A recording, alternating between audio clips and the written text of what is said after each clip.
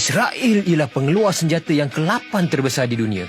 Namun, senjata terbaik mereka bukanlah kereta kebal Merkava, bukan juga jet F-161 Sufa atau Iron Dome kebanggaan mereka, tetapi satu senjata rahsia yang ramai masyarakat dunia tak menjangka, yang bernama kibbutz.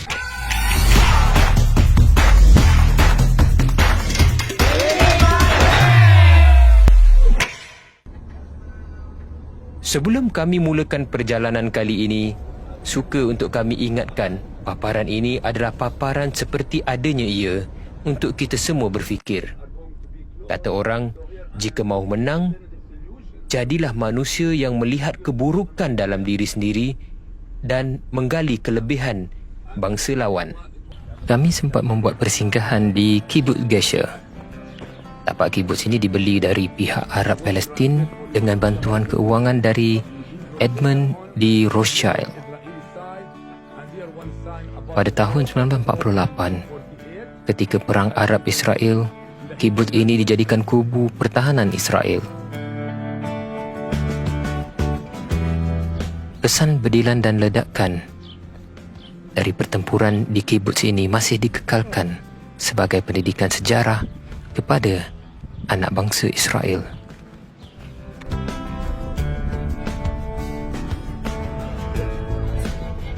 Perjalanan kami dari Jerusalem ke destinasi hari ini memakan masa sekitar 2 jam.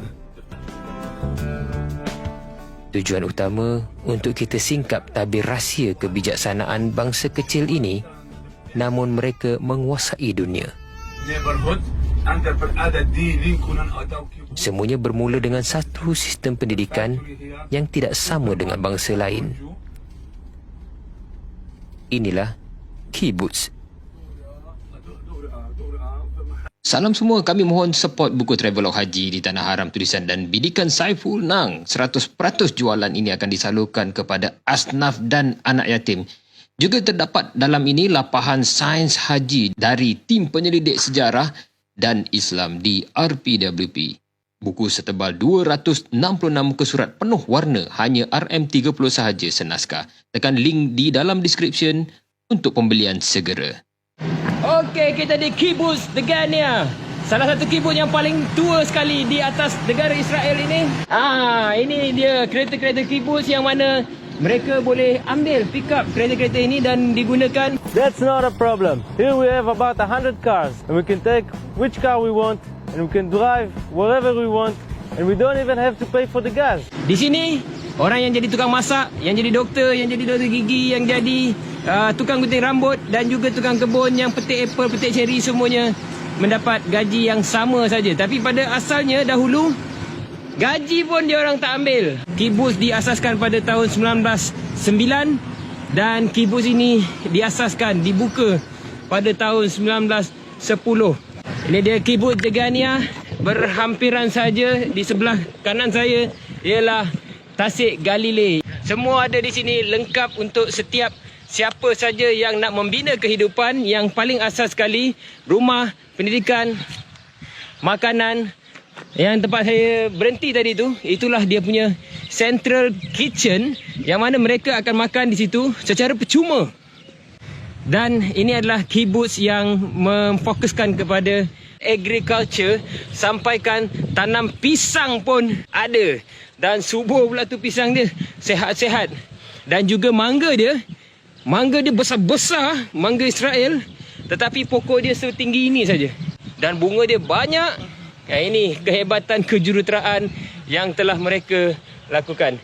Yang mana kalau kita lihat di kiri kanan kita, dia memang very soothing. Dan ini communal living, yang mana setiap unit rumah tidak mempunyai kitchen selain just dry kitchen yang sikit-sikit nak buat sandwich macam tu adalah. Kitchennya semuanya centralized di satu kawasan dan setiap orang, anak-anak di sini semuanya makan di sana. Dan di sini, ini kibbutz yang setiap keluarga di sini mempunyai anak antara 10 ke 16 orang. Kalau antara kibbutz ini nak berjalan semua dengan cukup hanya sekadar dengan basikal. Good morning. Good morning.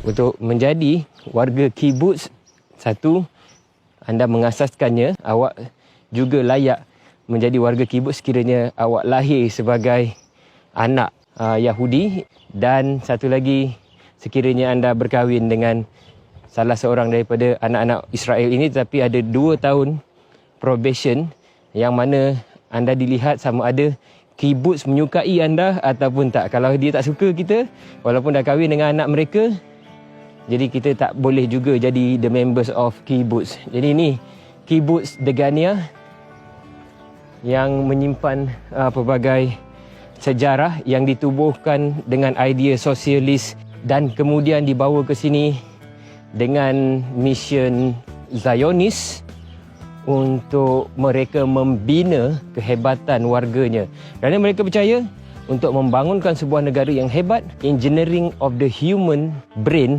is number 1. Jadi kibbutz ialah tempat untuk mereka membina manusianya.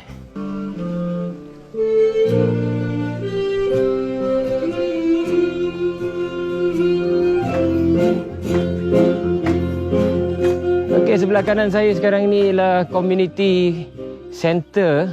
Community center dia ni ada dia punya kedai makan, restoran yang mana orang luar perlu membayar, tetapi mereka yang berada di kibbutz ataupun kibbutz members tidak perlu membayarnya.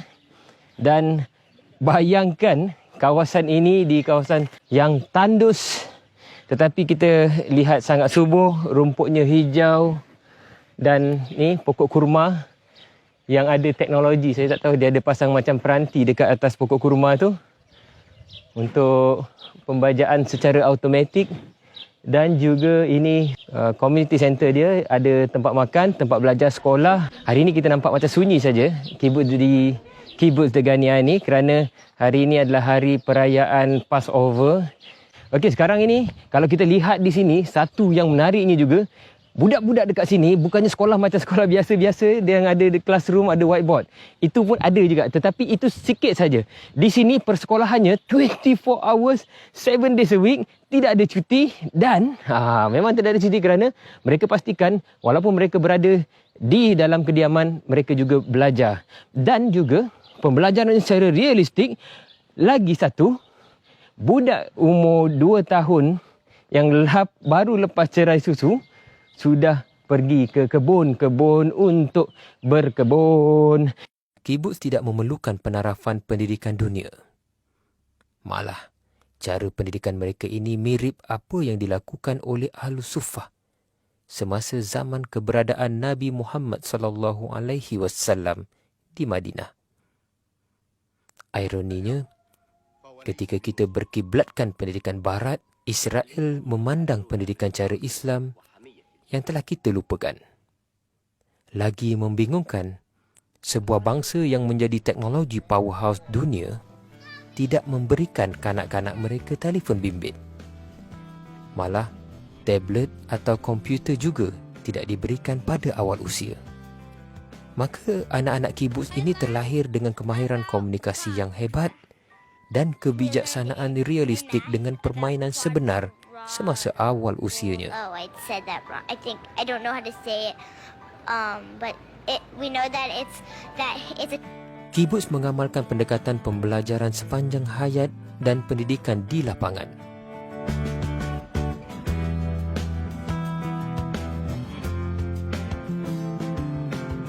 Dengan cara ini, 270 buah kibbutz di Israel menjana pendapatan sebanyak 43 bilion ringgit setiap tahun bagi negara Israel. Penghasilan pertaniannya pula menyumbang 40% pengeluaran negara Israel yang dikenali sebagai agroteknologi powerhouse global. Bola dia tak ada main, tak ada padang bola dekat atas kibbutz ni, tetapi mereka ada sport center. Dan apa permainan yang mereka fokuskan di dalam kibbutz ialah permainan to sharpen the target. Contohnya basketball.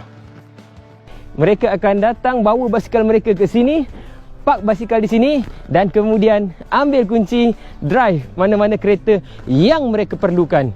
Kalau nak perlu 4-wheel drive, ada 4-wheel drive. Kalau nak pergi pasar, ada kereta nak pergi pasar. Kalau nak pergi, sebenarnya pasar pun mereka dah ada kat sini, tak payah nak pergi pasar. Semuanya adalah self-sustain community dalam kibbutz ni. Dan di Israel saja ada 270 lebih buah kibbutz. Kibbutz berdiri sendiri secara komunal, tanpa pendanaan dari Jewish National Fund atau The Blue Box juga. Mereka masih mampu menjana ekonominya sendiri. Apatah lagi dengan bantuan The Blue Box. Dan setiap mereka yang berkahwin akan diberikan satu unit rumah. Tak perlu nak beli rumah, hutang, riba-riba semua tu tak perlu. Akan ada unit. Dan beranaklah ramai-ramai mana pun, lagi beranak ramai, mereka lagi suka. Tengok. Budak-budak dia pun very friendly. Okey, semasa kibbutz diasaskan awal-awal dulu, mereka adalah sangat daif sebenarnya. Apa yang mereka ada cuma jentera-jentera buruk yang menggunakan kederat ni masih lagi di display di hadapan muzium mereka.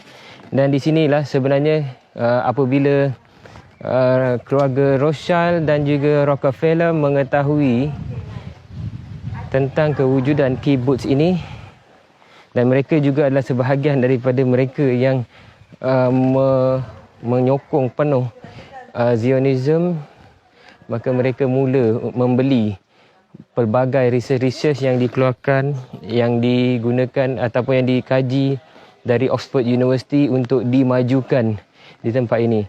Pada ketika masyarakat British dan juga masyarakat dunia yang belajar untuk mendapatkan segulung ijazah master dan juga PhD di Oxford University, dan setelah kita balik membawa scroll itu dan bergelar doktor, kita kena ingat ada orang yang membeli research itu dan kemudian mereka melaksanakan research itu di sini, sehingga tanah yang gersang juga boleh ditukar dengan good irrigation system menjadi kawasan yang sangat subur dan ditumbuhi pokok-pokok yang besar. Kalau kita lihat, ini juga adalah antara bangunan-bangunan yang awal yang dibina semasa penubuhan kibbutz dahulu.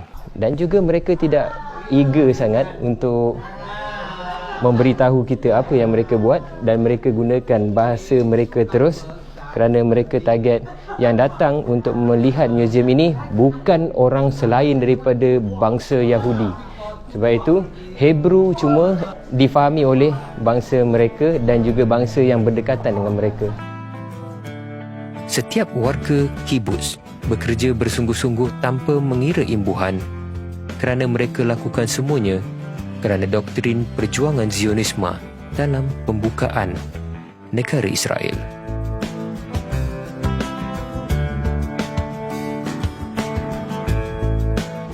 Apa pendidikan yang ada dekat sini tak dinampakkan bagaimana pendidikan sekular macam biasa kita lihat di dalam sekolah-sekolah biasa. Nombor satu yang ditekankan ialah agama mereka.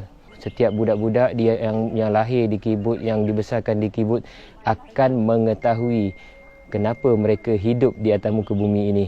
Purpose of life itu nombor satu. Kemudian mereka dibakarkan dengan sentimen Holocaust yang dipaparkan pada mereka. Inilah bapa kamu, inilah mak kamu, inilah moyang kamu yang dibunuh, yang disembelih. Dan juga mereka ceritakan peristiwa-peristiwa pengusiran yang banyak sekali oleh yang dirasai oleh orang-orang Yahudi. Banyak pula orang Mesis. Pendidikan yang ada di sini bukannya pendidikan yang macam biasa-biasa yang kita lihat di sekolah-sekolah, hatta di sekolah-sekolah international. Pendidikan di sini adalah pendidikan yang realistik. Budak-budak pergi petik buah, bekerja, kecil-kecil umur 1 tahun, 2 tahun, yang mana yang dah pandai berjalan, bertatih semua tu dah mula pergi ke kebun, dah mula membantu ibu bapa, dan ini tidak dikatakan sebagai child labour, tetapi ini ialah pendidikan mereka. Kalau dekat Malaysia dah kena child labour. Di sini umur 12 tahun, anak-anak di sini standard dia umur 12 tahun sudah mampu untuk mencipta, memimpin dan juga at least dah matang untuk membina rumah tangga. Kahwin awal, beranak awal, tak ada masalah, ini tempatnya. Tak ada masalah kita nak kahwin awal kerana tempat disediakan. Kamu kahwin saja, rumah dah ada disediakan. Kamu dah ada anak saja, tempat anak, pendidikan anak, makan anak, semua disediakan di sini. Kerja saja. Setiap orang memenuhi ekosistem dan pembangunan di kibbutz ialah satu pembangunan ekosistem yang lengkap. Mereka mempromosikan kehidupan kooperatif berbanding kompetitif. Mereka meletakkan nilai kerjasama lebih daripada persaingan. Sebab itu sama ada doktor ke, tukang kebun ke, semuanya mempunyai skop tugasan yang sama, iaitu membangunkan komuniti Israel di dalam kibbutz ini. Dan berapa ramai Perdana Menteri seperti Ariel Sharon dan Ehud Barak sebenarnya berasal dari kibbutz. Pendidikan di kibbutz merangsang keupayaan berfikir berbanding pendidikan akademik. Apa yang ditiru oleh kibbutz dari Ahlus Sufah? Pembangunan secara komunal. Dalam Islam, ia dipanggil jemaah. Hasan pun dah masuk kibbutz. Hasan? Okey, untuk setiap rumah mereka ada bangka-bangka untuk mereka berlindung dalam keadaan yang mencabar. Bangka, pintu besi masuk ke bawah tanah. Kerana tempat ini juga pernah menjadi tempat peperangan sebelum ini. Kami sempat menemu bual beberapa orang penduduk tetap di kibbutz dengan satu soalan kontroversi tentang pendudukan Israel di Palestin. Dan inilah jawapannya. So I hope you have a good spirit here, because we have a lot of Israeli which very upset about the politics. We not agree with a lot of things. It's very complicated. So I want you to know we love Arabs. Arabs, they're good people, and the country belong to them like it's belong to us. We together. We need to be a family together. Selepas Degania, kami teruskan pengembaraan ke sebuah lagi kibbutz di pinggir Tasik Galili. Kibbutz ini memfokuskan kepada industri pelancongan. Okey, semua kita dah sampai di kibbutz Ginosar. Okey, ni kibbutz yang agak komersial sedikit kerana telah dibuka kepada orang awam. Untuk arrangement masuk ke sini, kita tidak buat melalui travel guide dan juga travel company yang ada di sini kerana mereka tak tahu pun dan tidak masukkan pun kibbutz ini dalam satu destinasi yang ingin dikunjungi oleh terutama orang Malaysia. Tadi pun semasa di Degania, dia cakap this is the first time dia nampak orang Malaysia masuk ke kibbutz dan memang excited makcik-makcik tu bercerita and welcome kita ke Degania. Namun di antara tahun 1995 ke tahun 2008 telah berlaku banyak penswastaan kibbutz. Warga kibbutz mula dibayar gajinya dan orang luar boleh menjadi ahli kibbutz dengan pembelian hartanah di dalam kibbutz. Justeru, setiap langkah kibbutz pada hari ini mula berorientasikan keuntungan. Tanpa sedar, kibbutz mula merosot sehingga sebahagiannya telah pun bankrupt. Jika direnung, kehebatan kibbutz pada awalnya dahulu ialah disebabkan kesepaduan secara kolektif yang tidak diracuni dengan kepentingan peribadi. Namun penswastaan antara penyebab utama kibbutz pada hari ini mula pudar kehebatannya berbanding kibbutz pada waktu dahulu. Apabila sifat Nahniyah mula diganti dengan Ananiyah, Empire Melaka juga tumbang, Rom juga tumbang, apatah lagi kibbutz.